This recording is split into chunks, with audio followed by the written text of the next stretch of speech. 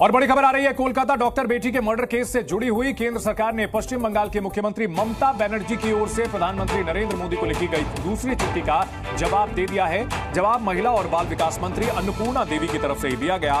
पत्र में लिखा गया कि फास्ट ट्रैक स्पेशल कोर्ट विशेष रूप से रेप और पॉक्सो अधिनियम के मामलों से निपटने के लिए बनी है। पश्चिम बंगाल में 48,600 बलात्कार और पॉक्सो के मामले लंबित हैं। इसके बावजूद राज्य ने अतिरिक्त 11 फास्ट ट्रैक स्पेशल कोर्ट को चालू नहीं किया।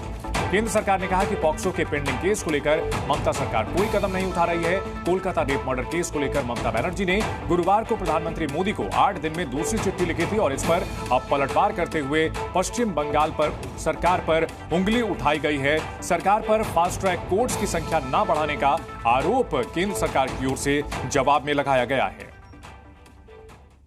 तो ममता बनर्जी कोलकाता में हुई रेप और हत्या की घटना के बाद से इस मामले में केंद्र सरकार को घेरने की कोशिश कर रही हैं। सीबीआई को सवालों के घेरे में खड़ा कर रही हैं और इसी बहाने यह दावा कर रही हैं कि वे महिला अधिकारों की चैंपियन हैं। लेकिन इस पर बीजेपी लगातार पलटवार कर रही है और केंद्र सरकार की ओर से ममता बनर्जी पर आरोप लगाया गया है कि वे अपनी गलती छिपाने के लिए इस तरह के लेटर लिख रही हैं और सवाल खड़े कर रही हैं केंद्र सरकार पर, जबकि पहले से तय कानून बने हुए हैं। फास्ट ट्रैक कोर्ट्स की भी संख्या बढ़ाने की जरूरत थी, लेकिन पश्चिम बंगाल सरकार ने उस पर काम नहीं किया और अब इस मामले में अपनी गलती छिपाने के लिए चिट्ठी पर चिट्ठी लिख रही हैं।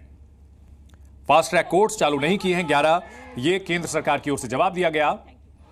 ममता बनर्जी ने अपने पत्र में लिखा था कि बंगाल में 88 फास्ट ट्रैक कोर्ट्स हैं।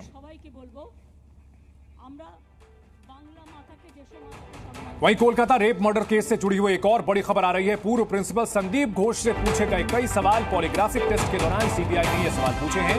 घोष की कॉल डिटेल्स भी निकाल रही है सीबीआई। संदीप घोष जो कि आरजी कर अस्पताल के पूर्व प्रिंसिपल हैं और सवालों के घेरे में हैं, उनसे कई सवाल पूछे गए हैं। संदीप घोष से लगातार सवालों का सिलसिला जारी है और इन सबके बीच पॉलीग्राफिक टेस्ट, जिसे लाइट डिटेक्टर टेस्ट भी कहा जाता है, उसके दौरान कई सवाल पूछे गए हैं। संदीप घोष की कॉल डिटेल्स भी निकाली जा रही है। संदीप घोष का यह दावा है कि 9 अगस्त को सुबह काफी देर से उन्हें जानकारी मिली थी डॉक्टर की हत्या को लेकर के। तो कोलकाता रेप मर्डर केस में आरजी के मेडिकल कॉलेज के पूर्व प्रिंसिपल से सीबीआई लगातार पूछताछ कर रही है। पॉलीग्राफी टेस्ट में उससे क्या क्या सवाल किए गए हैं, आपको वो भी बताते हैं। डॉक्टर बेटी के परिवार को घटना की सूचना किसने दी? शुरुआत में यह जानकारी मिली थी कि उन्हें यह बताया गया था कि खुदकुशी की गई है। फोन करने वाले को ऐसा कहने के लिए किसने कहा था? पुलिस जब अस्पताल पहुंची तो वहां संदीप घोष क्यों नहीं थे, जबकि वो प्रिंसिपल हैं? आरजे कर अस्पताल के कर्ता धर्ता उस समय थे।